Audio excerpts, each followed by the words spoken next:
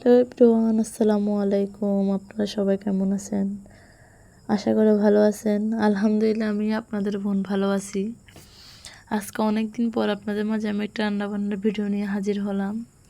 আমি বাসায় যা যা রান্না করি, আমি বাসমতি চালের ভাত রান্না করছি আজকে। আর তেলাপিয়া মাছ আনছিল, বড় তেলাপিয়া মাছ বাজার থেকে কেটে কুটে আনছিল। এখন আমি কয়েক পিস নিয়েছি, আর পেটের মাছগুলো সব রেখে দিছি। পেটের মাছগুলো নিই নাই।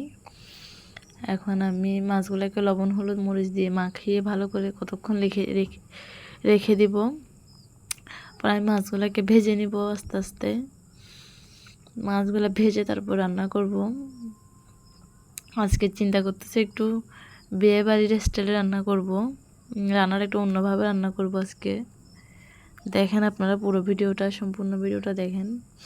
এখন আমি আস্তে আস্তে মাছটাকে ভেজে নিব।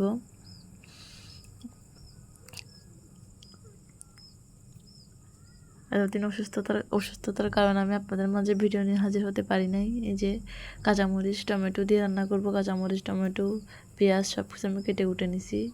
এখানে আমি মাছ ভাজি করছিলাম, ওই যে মাছ ভাজার তেল ছিল, ওই তেলগুলোর মধ্যে রান্না করে নিতেছি।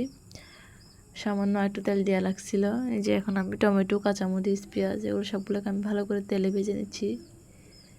এখন দিয়ে দিলাম আমি মাছের মশলা, মরিচের গুঁড়া, হলুদের গুঁড়া দিয়ে দিব। এখন একটু সামান্য পরিমাণে মশলার গুঁড়া দিলাম। এই যে এখন আমি হলুদের গুঁড়া দিলাম, সামান্য লবণ দিব পরিমাণ মতো। তারপর আমি একটু কষিয়ে নিব। এখন পানি দিব না। এখন যে ওই যে টমেটো থেকে যে পানিটা ছাড়তেছে, আমি ওই টমেটোটা দিয়ে ভালোভাবে একটু কষিয়ে নিতেছি আগে তেলের উপরে। আসলে কালারটা দেখে আমার ইচ্ছা করতেছে এখনই আমি আবার খাই। এটা আমি রান্না করছি প্রায় আজকে 4-5 দিনের মতো হইতেছে।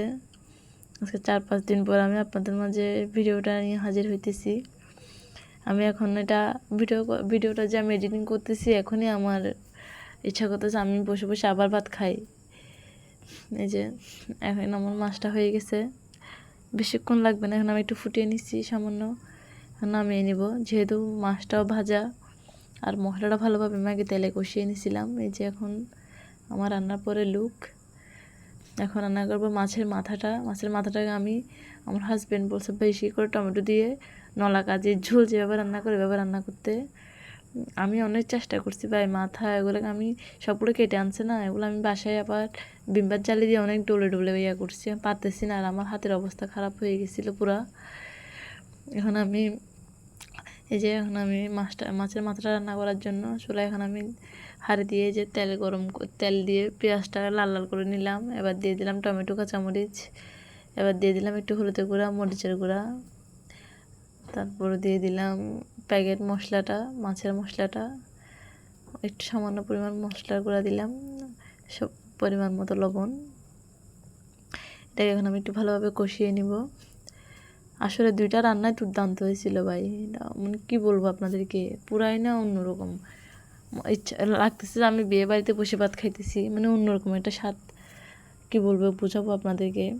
যদি আপনারা এখন মনে করবেন হয়তো আমি মিথ্যা কথা বলতেছি, আসলে সত্যি রান্নাটা অনেক মজা হয়েছিল।